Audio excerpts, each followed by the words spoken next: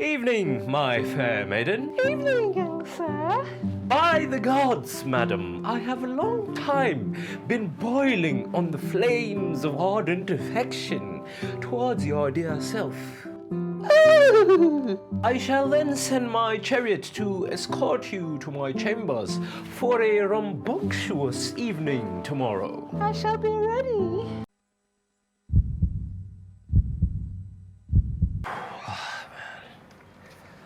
Oh, what a day, what a day. I'm exhausted, yo.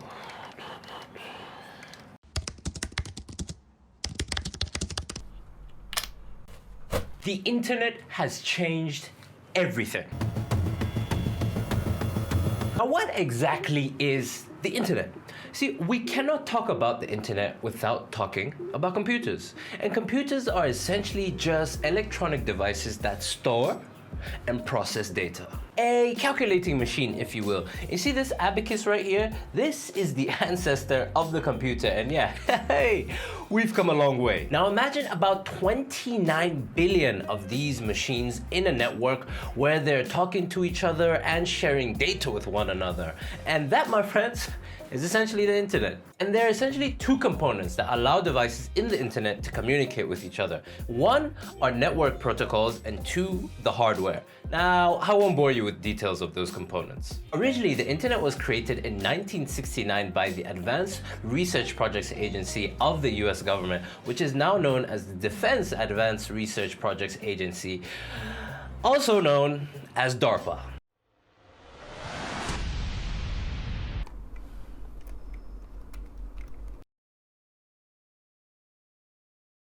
My God, these JPEGs are going for thousands of dollars.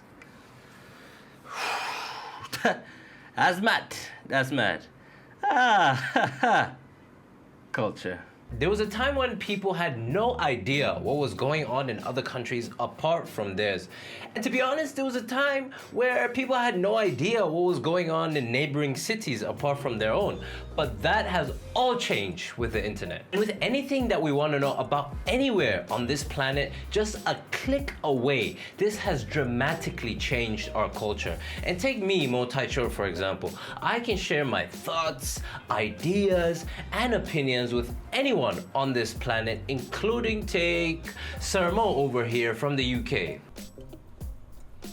Everyone is catered to because of different algorithms on different platforms and is largely dependent on that person's particular interest. For example, let's say we have person A and person B. If both people were to sign onto YouTube, they would get completely different feeds because of their unique interests. It's almost as if each individual person is developing their own particular culture because of the internet and these algorithms, as opposed to a group of people having their own distinct culture. And this change of culture is partly due to the change of communication and the flow of information because of the internet.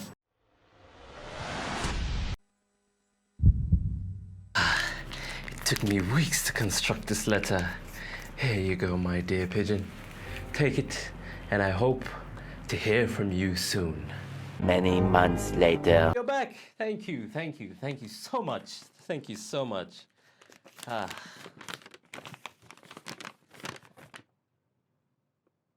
Okay. I spent weeks writing that damn letter, and all I get back is a K? Ain't that some? From the days of carrier pigeons to the days of being able to send a message, in an instant, the internet has completely revolutionized the way we communicate with one another. From Twitter to Facebook to text messages, we now have a near infinite amount of ways we can communicate with one another. With over 500 million tweets sent every day, 18.7 billion texts sent every day, and over 600 million websites, we now can literally access information and share it in a manner that was never possible before. And being able to communicate with each other through so many different outlets means we're sharing information like never before as well.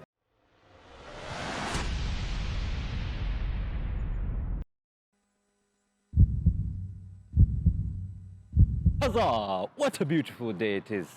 Birds are chirping, sun is out. Hello, neighbor. Today is going to be a glorious day.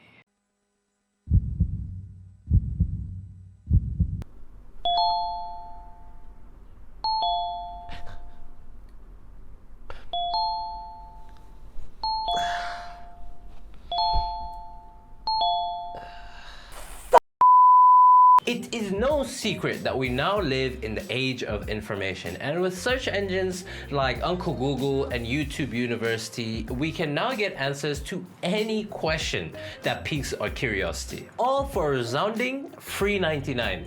And this easy access to knowledge and information is spreading information faster than the fall of the MCU. See, now that's some bullshit. With so much information now entering our craniums on a daily basis, our psychology has changed drastically as well. There's this term that psychologists love to use, which is known as neuroplasticity, and I'll hand it over to Sir Mo to explain to you all. Cheerio, everyone. You see, neuroplasticity is simply our brain's ability to change and rewire itself with every experience we have in our lives. Thank you. Back to you, Mo. Thank you, Mo. You see, some psychologists believe that when our brains change, that can actually help us to adapt to the amount of information that we're bombarded with on a daily basis. Whilst others believe that it makes our thinking become more shallow and in turn making us worse thinkers. My personal opinion depends on the person. As a mentor of mine once said, the internet is a powerful tool, and what happens when you give a fool a powerful tool? Chaos. And be careful with the way in which you use the internet, because it can make or break your life. Old is swapped for new. Better or worse? We don't know. Only time will tell. Now, there are definitely more ways in which the internet has changed us and a lot of things around us, but there's only so much I could put in a video. And I would love to hear your thoughts as to how you believe the internet has changed us and everything around us. Let me know in the comment section down below, and if you got any value, please make sure to decimate that like button. Adios.